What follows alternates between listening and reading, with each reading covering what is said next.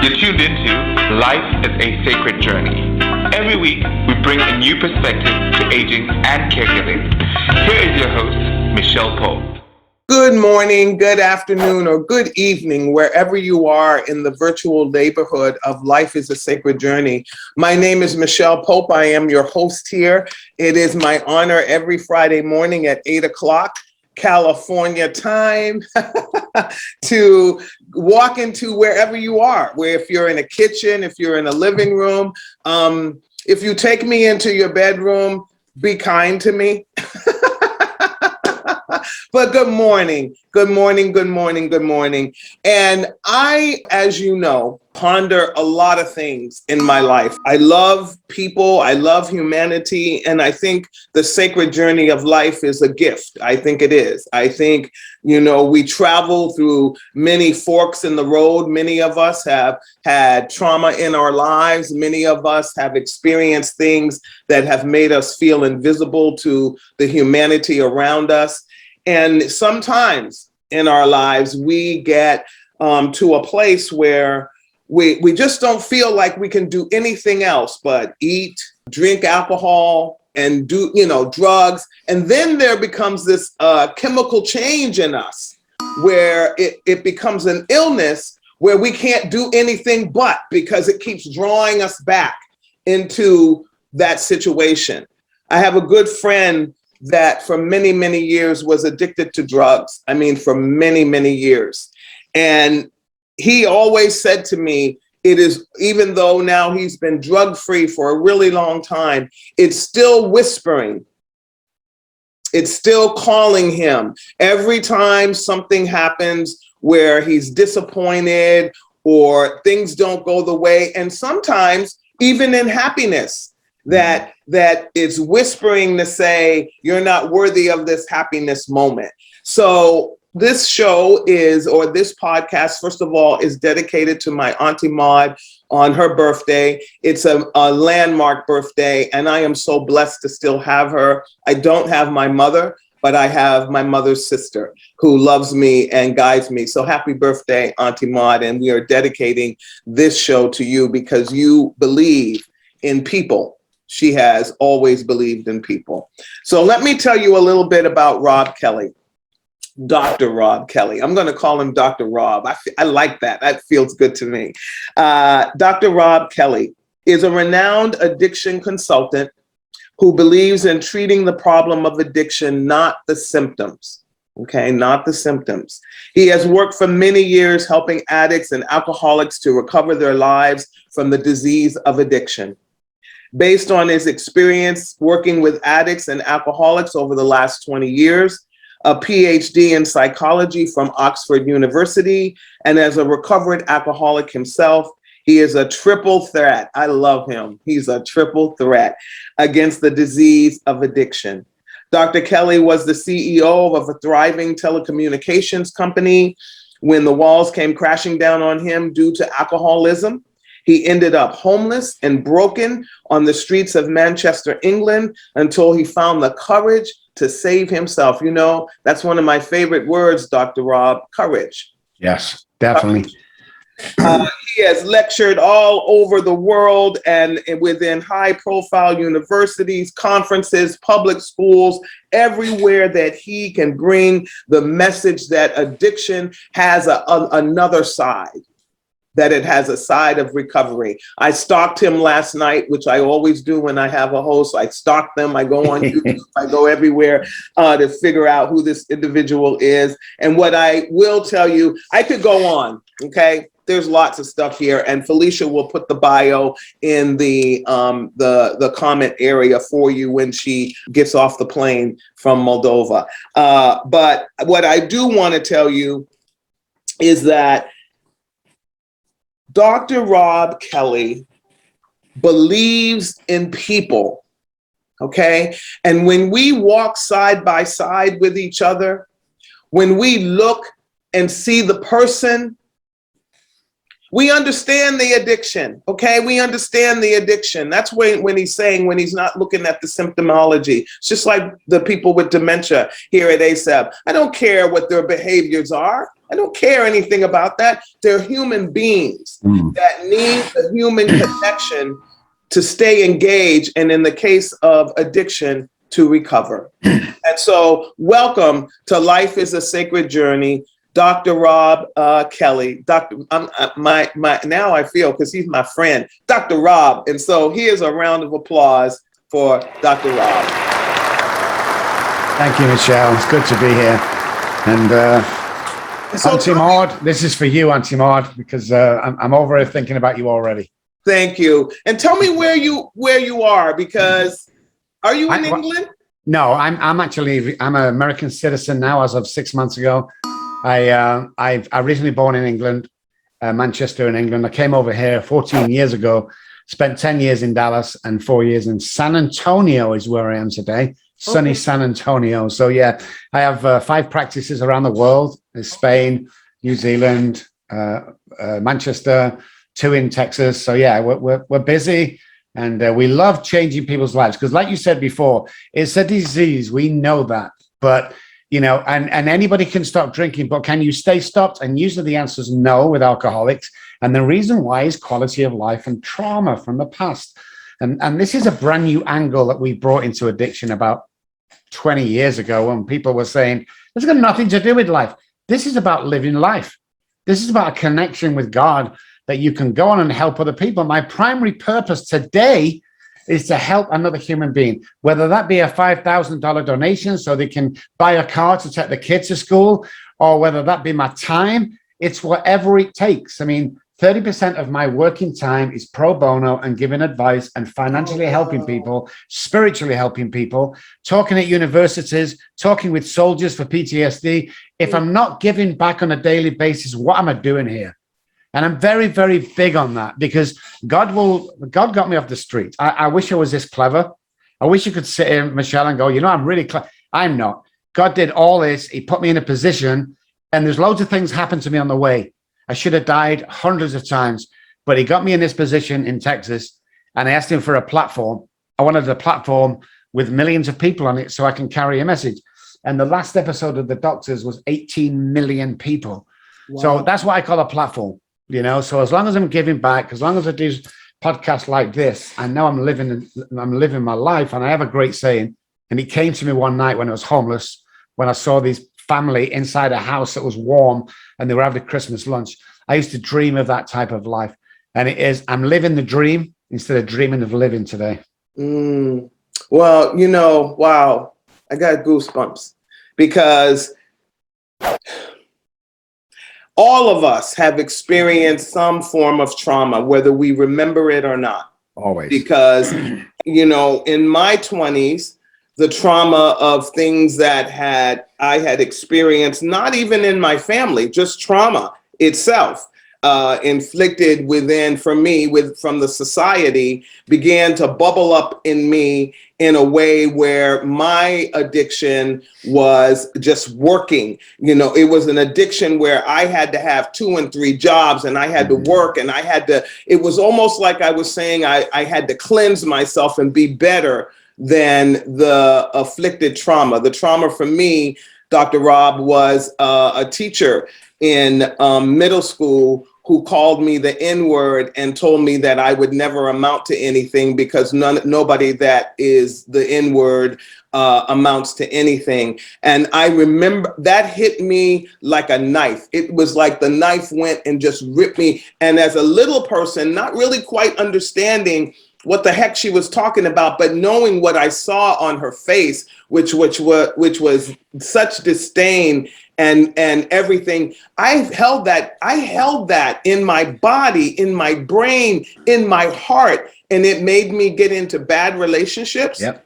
That I thought, were love, but weren't love, and one of them got abusive, and it wasn't until I went back and dealt with that trauma. Yeah. And that's what people don't realize, Michelle, is they used to say big T's and small T's in trauma. There's no such thing. It's all big T's.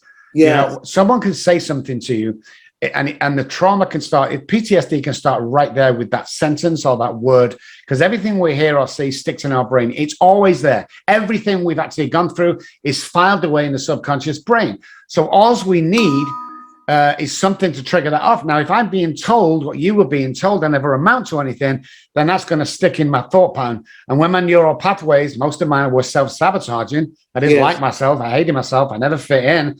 That's my go-to place anytime. So with conversations, especially of our peers like teachers, we take that in. And you will notice from that sentence that you will have suffered with friendships, with relationship, with trust issues, with abandonment, with shame, with fear, with remorse, with guilt. All that stuff's tied into that one sentence. And this is all new brain science that I love it. I love it. And I put myself up as the example so that you can explain to people that even at 64 years old, when I go into a meeting and all the people in the meeting don't look like me, I go back to that trauma. Yes, every time. So what we have to ask ourselves is, how much damage have that done before you went back and worked on that? We call that the scene of the crime. If you don't go back to, whether you're alcoholic or not, or just want to be a great person, if you don't go back to the scene of the crime and clear that stuff up, you will have trauma and PTSD for the rest of your life. And you will have an unhappy life.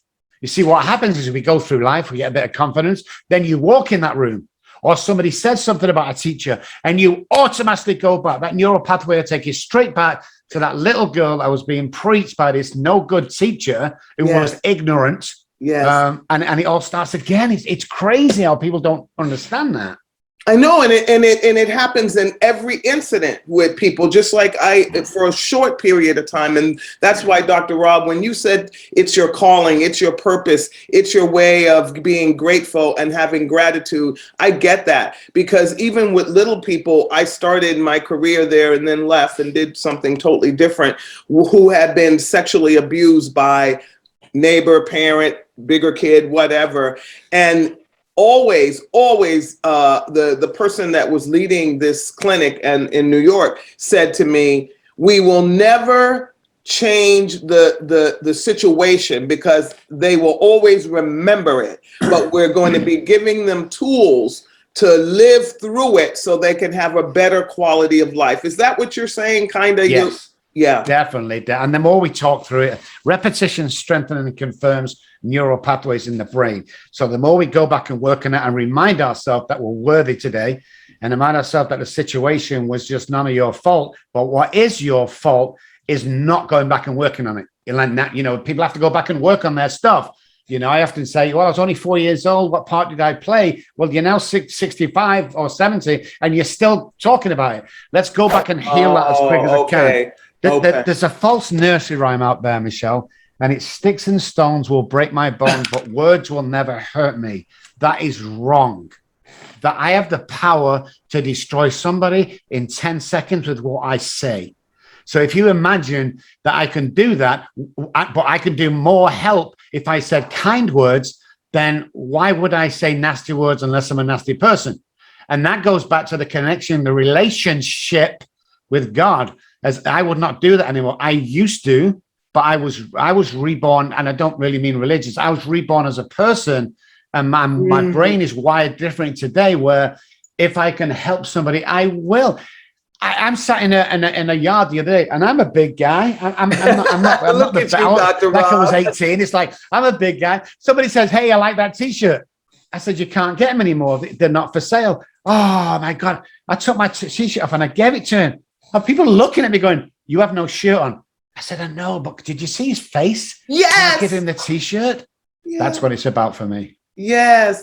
So talk about, I did the Secret Power. You have the Secret Power of NLP. I had to look that up. And you've been talking about the elasticity of the neurons in our brain and our subconscious. And that, I looked it up. I'm fascinated now because I couldn't believe there was a Richard Bandler, mathematician, information scientist, and your background, then it all started to come together. Yes. And then the rebuilding the behaviors, rebuilding the response and all of that. So can you talk about that neuro-linguistic programming?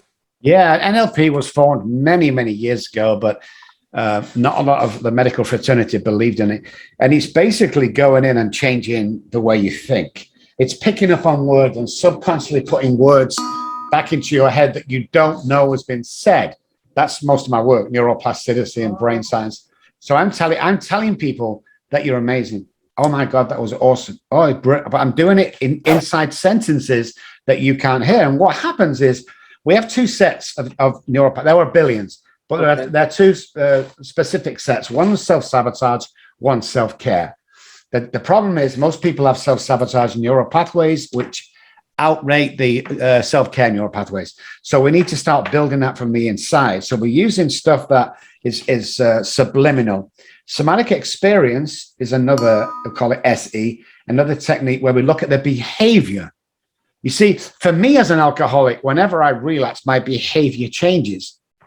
So we have to look at the behavior. So SE does that. And then the latest thing that I do, which is only 3 people qualified in the world, I happen to be one of those, it's brain spotting, which goes from the pupil into the subconscious brain.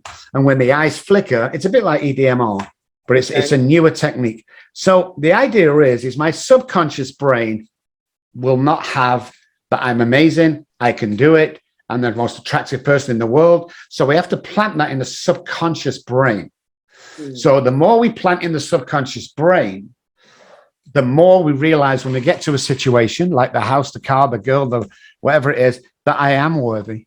You see, what I do with patients who want to be millionaires or want to be great in business is I take them to the Porsche dealerships and I sit them in that nice Porsche, and I take them to the big houses and I walk through them as if we're going to buy it, because what happens is when it finally happens, and it will when you work with me, when we go back to buy that car, the brain doesn't freak out and go, oh my God, you're from the projects, you don't deserve this. What the brain does is, oh, this feels comfortable. And it's all about, what we perceive as what we are worth. So I often ask somebody when they call, they go, hey, Dr. Robb, how much should I charge an hour? Now I'm a counselor. And my answer is always the same. How much are you worth? And they stop for a second. This is what people, I always say this to people, Michelle. If me and you could swap places for 5 minutes, all your problems would be over, because you don't see what I see. And I don't see what you see. And when people start to realize who they are, like, let's take Michelle, guys, because everyone's listening and watching to this. Look at her on screen, okay?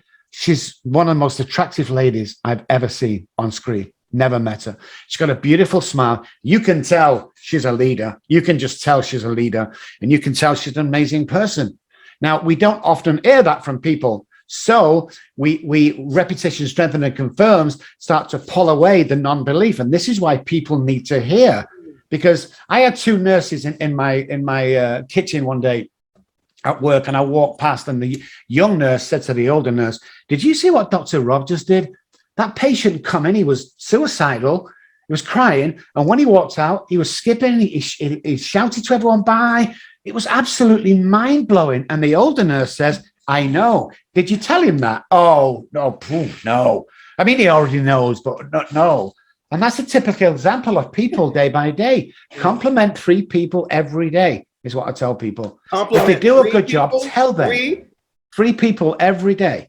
You're nice, the hair looks nice, whatever it is. Because when I compliment somebody, Michelle, or when I say thank you, dopamine is released into my brain. So it's a win-win situation. Yeah. And listen, you will never know, guys, what one compliment does to that person. Because if you think everything around us is by mistake or just by accident, every single second, God will put somebody in front of you that needs to hear you go, wow, nice hair today. Right. Someone needs to hear that today. Yeah. And they will go on to have an amazing day.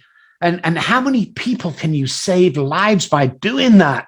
It goes into the hundred. You've already saved hundreds of thousands of lives, Michelle, from the work I've done. My secretary gives me all the work on you. And this is what we need to look at is if people complimented people, if people stopped the hate, if people stopped the jealousy, if people just stopped for 10 seconds a day, yes, pause life, yes, and think, what's life really about? Yeah. Because, hey, I'm rich from what I do, the TV, the books, my practices. We gave $100,000 last year away, Michelle, to people who couldn't afford it.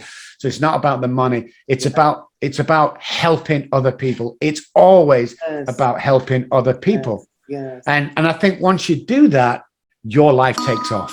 It does. And I've never known it not happen. With the 7,000 patients I've had over 30 years, I've never seen somebody fail. And this is why we have a 97% success rate at what we do.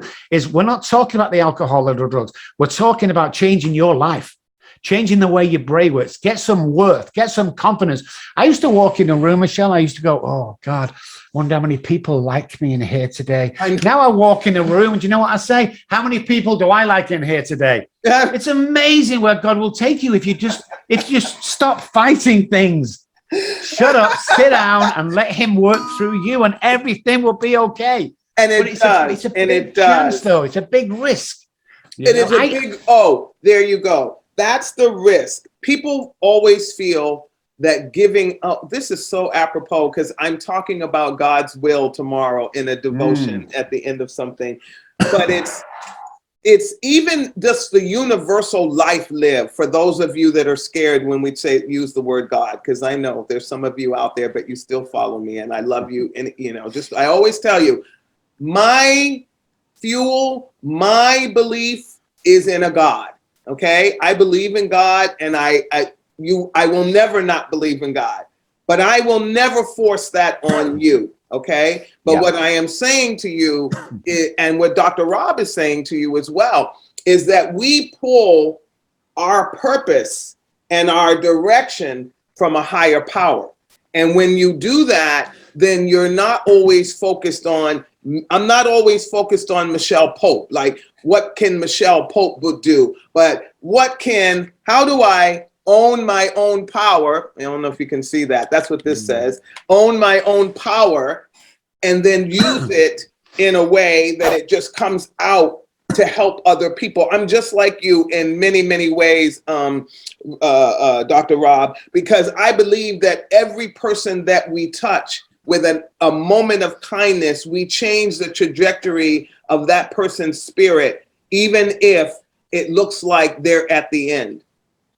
There was a research done. By the way, guys, there's 2,600 gods. Just pick one if you want one. Just don't get freaked out about that. It's all good. There was some research done about 20 years ago in Japan. And what happened, Japan scientists got two bodies of water, one in one room, one in the other, about 400 gallons each. And they played horrible music and curse into one. And they asked all the staff to walk in there once a day and curse at this left-hand side, and then walk into the right-hand side body of water and compliment it. And Mozart would be playing in the background. This is, you can check this, Google this. Yeah. So what happened over about 3 months is the water on the left was undrinkable. And the water on the right seems to be the most purest water that they've ever found. So what I took from that was, I can destroy somebody what I say, but if I say something nice and kind, they're going to be pure. The heart is ready to listen to that. And it's so, if we're 97% water, that tells us a lot of being human beings with human beings. Where has the kindness gone? Where was the dress sense gone?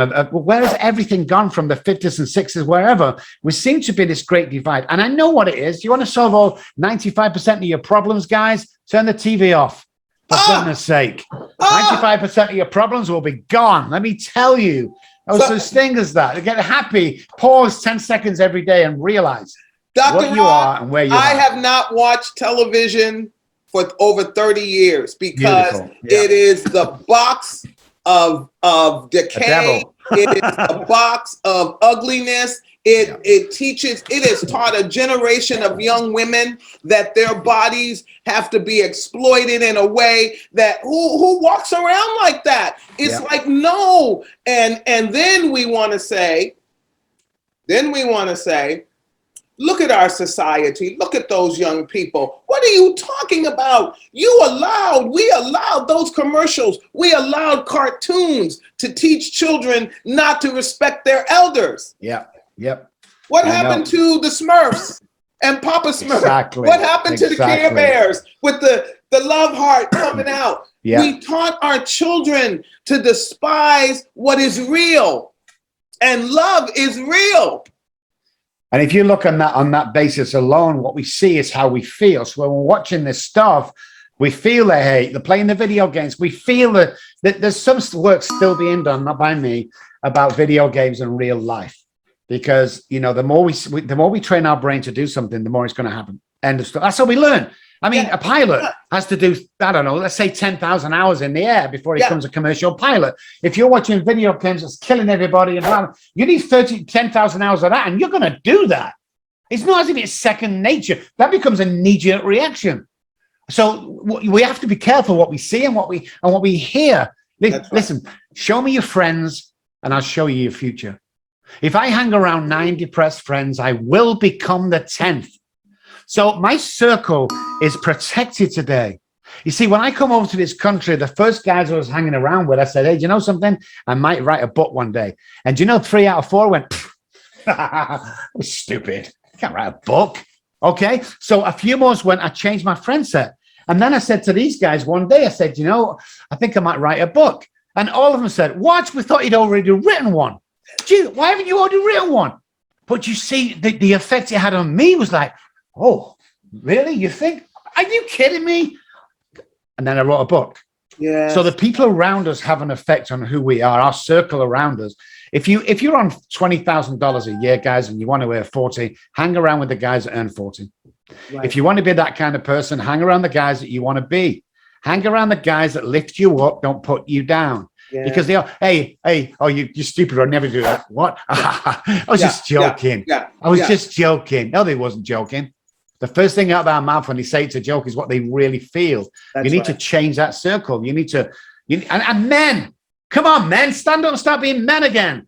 What's wrong with you? You know, if you're suffering, call me. If you don't want to talk to anybody, call me.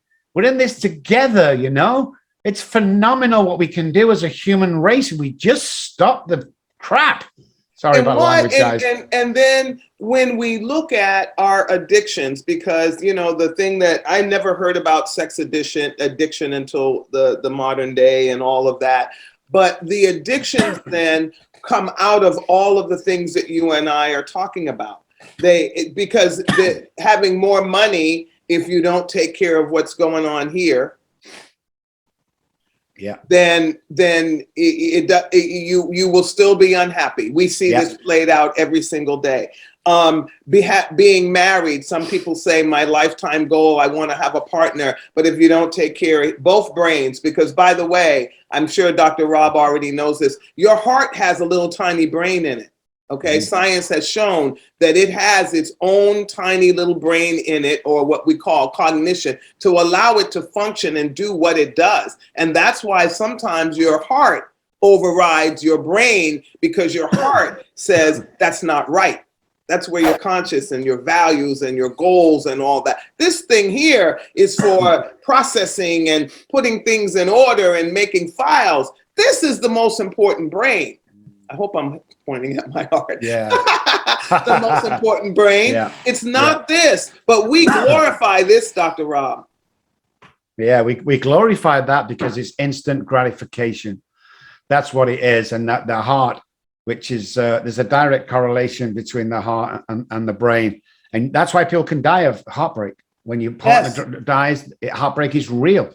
I died of a broken heart. It's real. It's not just a saying because they miss somebody. It's so true. So they both must be connected with love, and they both must have something outside of you that you can connect with just for your own sanity. Yeah. I mean, you know, someone somewhere, no matter where you are in life, whether it be a passed away relative or whether it be a God or the universe, somebody is looking after you. Because I want to say something, first of all, that I always say, if you're sat at home listening to this and you're thinking that you're not worthy or you're not meant to be anybody or this is your lot in life, I want to apologize to you guys because somebody's put that there.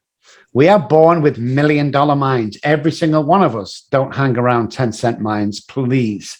Ooh. Hang around all them minds that will take you to the next level, because it will. Guys, I come from homelessness. They call me one of the best minds in the modern addiction world. How did that happen? because one person on the streets at 2:30 in the morning on a rainy, broken down night at the back end of Manchester walked up and says, do you need help? And I've never forgot that. So whether I'm driving down the road or somebody calls at midnight, I always go back to that guy. Do you need help? And I'd lost my kids, lost my wife, houses gone, parents wouldn't speak to me, abandoned on the streets with 4 or 5 suicide attempts on 2 that were good. I died and they brought me back to life. Someone else had a bigger plan for me. So it doesn't matter where you are or what you're going through. This isn't your lot, guys. It's a training period that your God or higher power is taking you through. You see, when I was on the streets, I hated all the stuff I went through. But now when I look back, it's like a semester at Harvard for me, because people come up and say, Dr. Robb, what the hell do you know? You've never lost your kids. Check. You've never lost your check. You've never check. Are we going to carry on with the game? Because God's running through all this stuff to be the person I am today. It's like, you know, whatever you've got, I've been through or I've heard before. And it's been in this position that everybody can be in. Michelle and I know what we're talking about. You get in this position when people kind of look up to you and go, wow, that's amazing. You can do exactly this. The world needs leaders. End of story. My wife's a powerful woman, but you know when a cockroach crawled in the kitchen a couple of months ago, I needed to be that leader. Everybody needs leaders. Everybody, and we should stand up. And listen, it's gonna be. I hate to spoil the ending for all you guys, but it's gonna be okay. Yes, that's the other thing. You see, every time I go on stage, and I've talked in front of hundreds of thousands of people at big stadiums, we're on the side, and I swear, Michelle, all these guys are there talking. They got the notes scribbling down. They're all nervous, and I'm sat there with my phone, arms crossed, seconds to go on, and people go, "Hey, where's your notes?" I don't have any notes. What do you mean you don't have notes? There's 100,000 people there. You've got to have notes. And he was freaking out. I'm like, God's got my notes. And he went, you must be crazy. And I'm sat aside. And then I get worried. What if I get onto the podium and God was too busy to turn up? Because I've got nothing for you guys. I've got nothing for you. And every time I take that walk over and stand on that podium, apparently I explode of this knowledge and powerful and leader, and God has taken over right there and then. And this is the weird part, Michelle. When I come off, I have no clue what I've said. And someone would come up and go, oh my God, Dr. Robb, when you said this, I was like, what? Repeat it back to me. When you said this, and I'm like, wow, that sounds amazing. I said that. And that's the power. It's everyone's power. You will never realize how good you are, guys. Yeah, listen, I just want to tell you this because it was amazing that happened. So a few months ago, me and my friend found an old black and white photograph in the 70s or 80s. And he went, Rob, look at this. And I looked at it, he went, oh my God, that was us when we was about 12 or 13. Oh my God, how attractive were we? Look at our thin waists. Oh my God, we were amazed. Oh, those were the days, Jimmy. And I looked at Jimmy and I went, but we didn't know those were the days then, did we? We just swept through a normal day, didn't we, Jimmy? And he went, yeah. And then I said, what if today's one of those days? Wow. What do we start thinking now that this is one of those days? And we act out life as if, so when we look back in 10 years' time, we can go, oh yeah, you see that day when we had that photograph? Yeah, we knew those were the days. We were acting love, we were loving, we were giving, we were kind towards all. And God blessed us with some stuff we never even dreamed of. Yeah. You know, so it's really interesting that we never really enjoy the moment. Always trying to race to something else. I'm the same now. I've got my list. You're 10, 8 o'clock, 9 o'clock, 10 o'clock, 11. Just stop. And we do that. And we do that to ourselves. But it's the recognition that we're doing it and knowing when to get off. Yes. And what you just said, all of you out there at Life is a Sacred Journey who have been around me when I've done anything public speaking, I am just like Dr. Robb. I write stuff because I know people want to see me walk up there with stuff, right? Yes. Totally. And I start talking, and then I start pretty good. And then the next thing I know, I'm gone.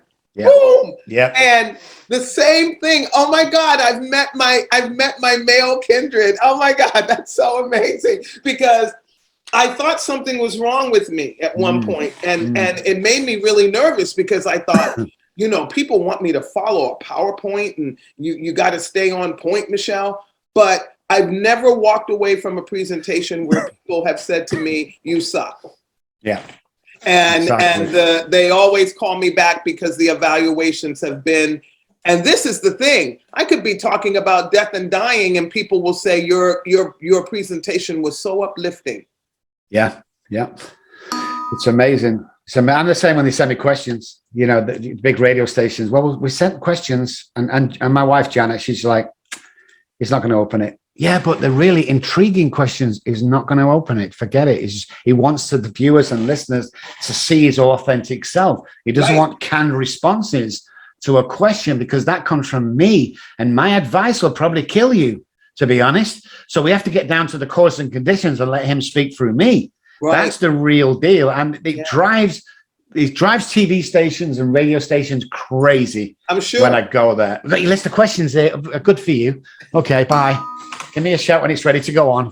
God's got this, not me. I don't do that either. And then there have been people who have come who've wanted questions from me, and we send them because they want them. But I always say to them, I want this to be a conversation between two friends, two siblings, two persons of humanity. Because when you restrict me, then I feel like I can't be my authentic self, and then that just makes it not. That all of you that are watching out there in the virtual neighborhood, then you have nothing to connect to, because you can go watch somebody else for that, right? You could for people who that's what they want you to do, is to watch them for that. Yes, exactly. So before we run out of time, though, Dr. Robb, for those individuals right now that are living in their homes because of this, this pandemic, and we won't even go into why we're still living with this pandemic. That's another show, and actually, you and I could have a wonderful conversation around.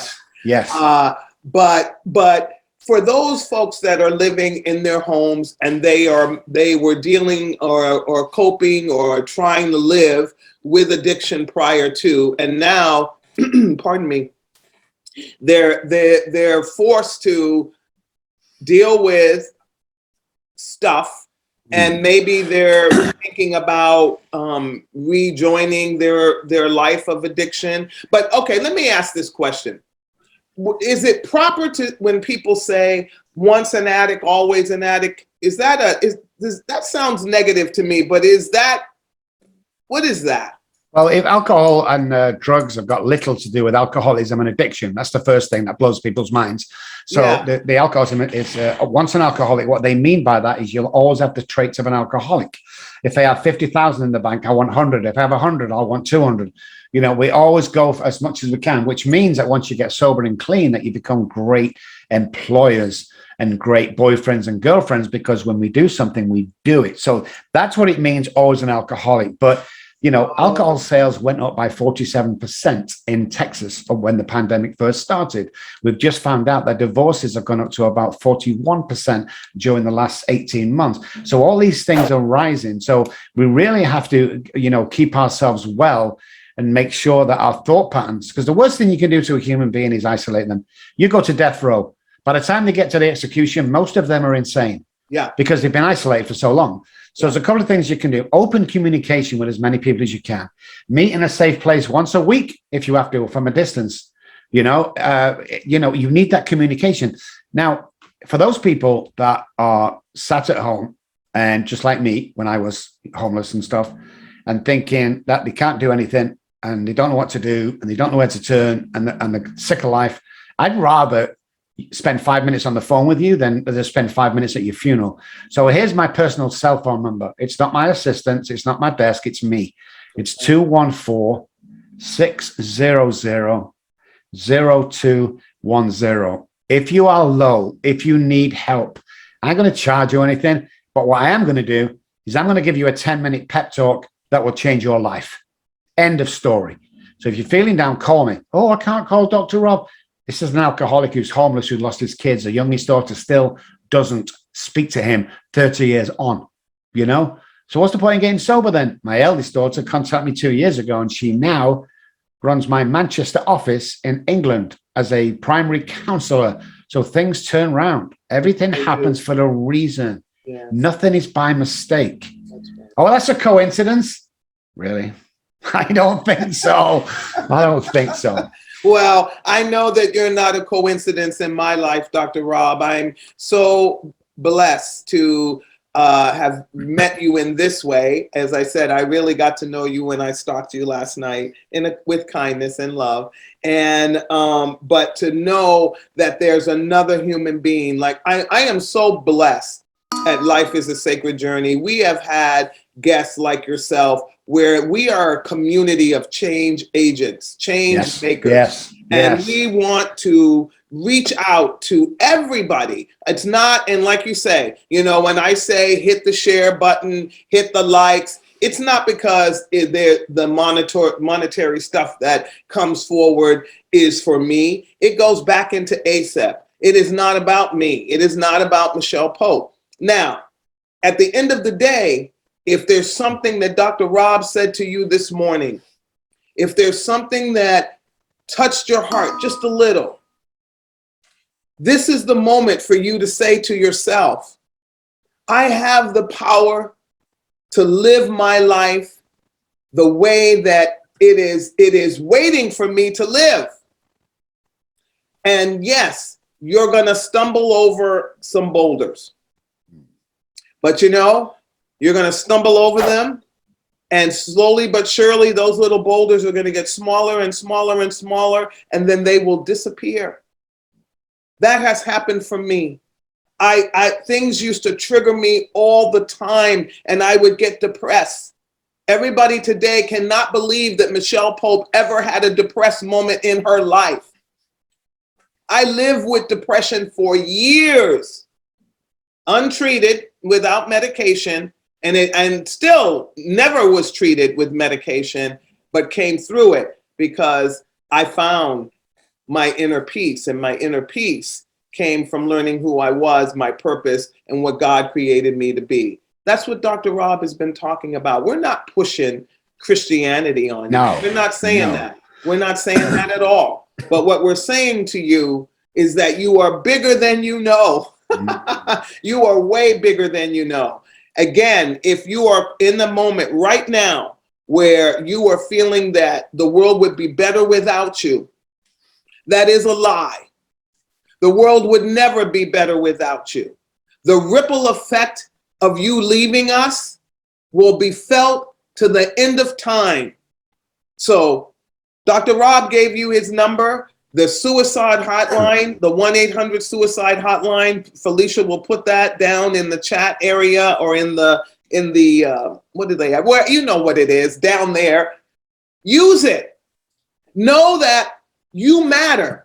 And that if you left us, we would feel it. Dr. Robb and I would know immediately that you left us because we're empaths. We know these, we're feelers of the earth.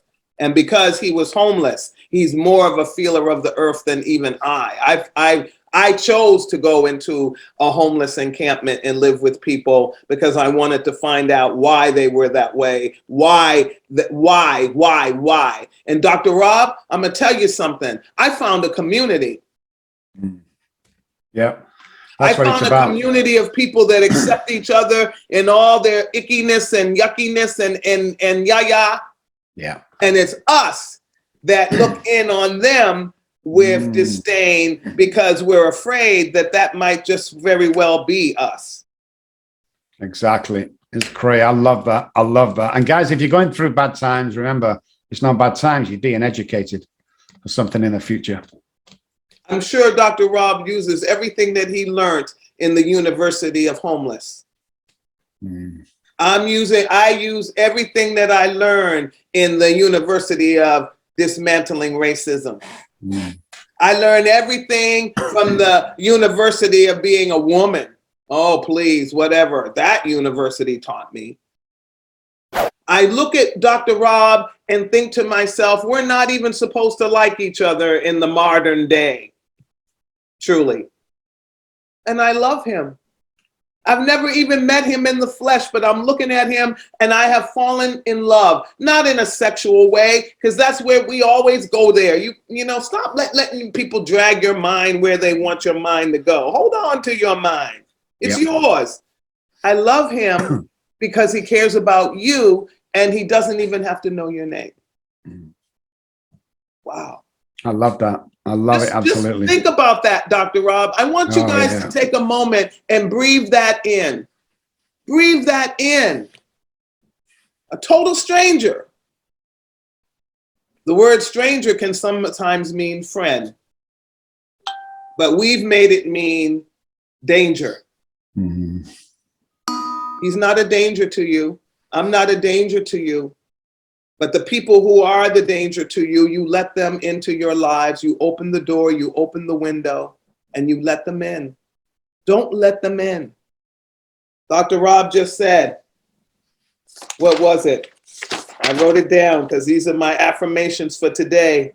Your friends, the people you call friends, who you hang out with, if they cause you pain, if they make you think about yourself, like every time you talk to them, they don't ask you how you feel. I had a friend like that Dr. Robb, every time she called me, she would dump her stuff on me. And one day I had an epiphany and I'm like, you know what? She never asked me how I'm doing.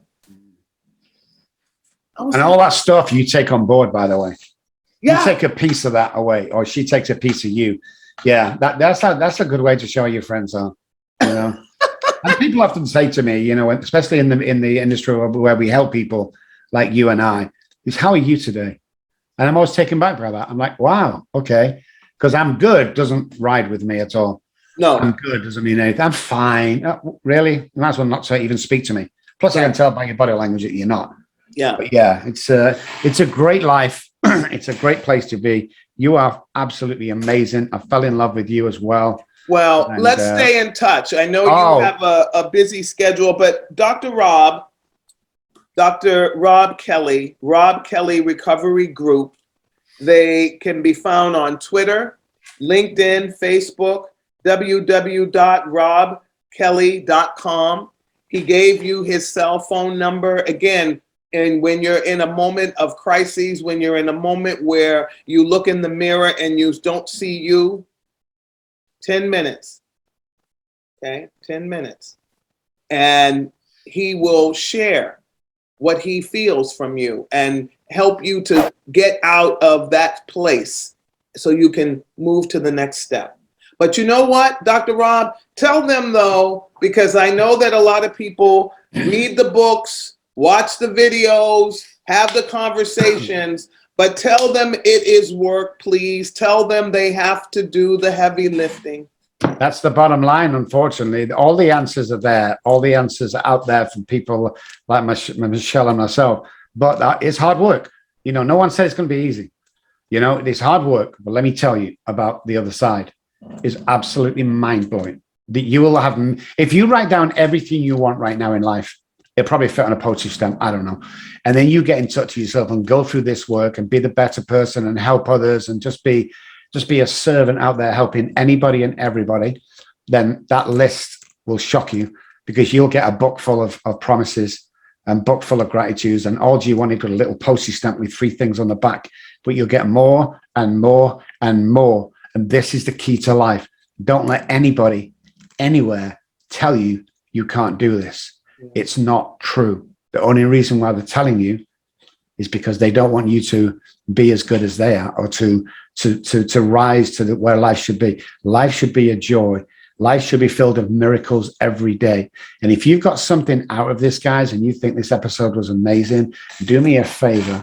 Look for spare change on the floor in your house somewhere. Look, smell different aromas, smells. Look for that. And watch for feathers outside on the floor. If you see them in the next couple of weeks, you're in tune and you're on your way. Amen. Amen. So Dr. Robb Kelly, a very good friend of Life is a Sacred Journey, my new BFF on the journey that going forward, because I know that our paths are going to cross. And if you're ever in California, we will dine together, even if we have to wear a mask. And I know that Dr. Robb Kelly makes a difference in the world. And as I've always told you, stop complaining. Stop complaining. Stop pointing finger. Stop coming up with all that drama about everybody else. You be the change. Start with you. And then when you love yourself, and like the Care Bears, All this stuff is coming out of you. I love the Care Bears. They're amazing. All that stuff come out of you, then all of a sudden you will attract stuff to you and people to you that see you. Okay? Go hug a tree. You know how I feel about the trees. Hug the tree. Take some and let it give you that life force. Pet a dog, pet a cat, hug a child, kiss a baby.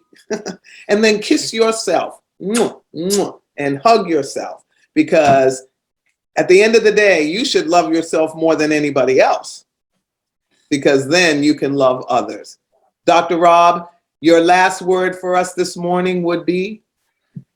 It's going to be okay. I mean, that's one of my favorite sayings. It's going to be okay, guys. It really is. And if you're listening to this, it's a blessing to listen to this. You've not listened to this by mistake. You haven't just stumbled on this interview by mistake. You've meant to hear this. That's right. And as Bob Marley said, every little thing is going to be all right. Okay? All right, Dr. Robb, I send you a virtual hug. I send you such, I have a emoji thing, or Bitmoji, whatever they call them. I always bastardize the modern language anyway. But anyway, I have one because I love the Care Bears where the heart is coming out. I'm going to text that to you because I want you to know that's how I feel about you, and my blessings to your wife, to your family, and continue to do your work and let our path stay. We're on the road together. Oh, yes. I'm waving at you. Oh, yes. I'm not carrying anything, so I'm light. I'm the one sitting down the road, bro. Excellent. I love it. Have a wonderful day in the neighborhood, Dr. Robb Kelly. Please reach out to Dr. Robb. He has 5 different places in the world that you can participate in his care. So, oh man, who's doing this to me now? Participate in learning more and more about what he does and bring these things into your life. It's a practice, okay? It's just like the way you drive your car. You get into the habit of it. It's a practice. It's just like I told you, put the affirmations on your mirror. That's more important than the makeup that you put on, so that every day a subliminal message is being given to the subconscious mind. Have a great weekend. Love yourself. Dr. Robb, stay on 1 second. Love yourself, love yourself, love yourself. Okay? Stop leaning on other people to do it for you. Take care. Peace. Bye, guys.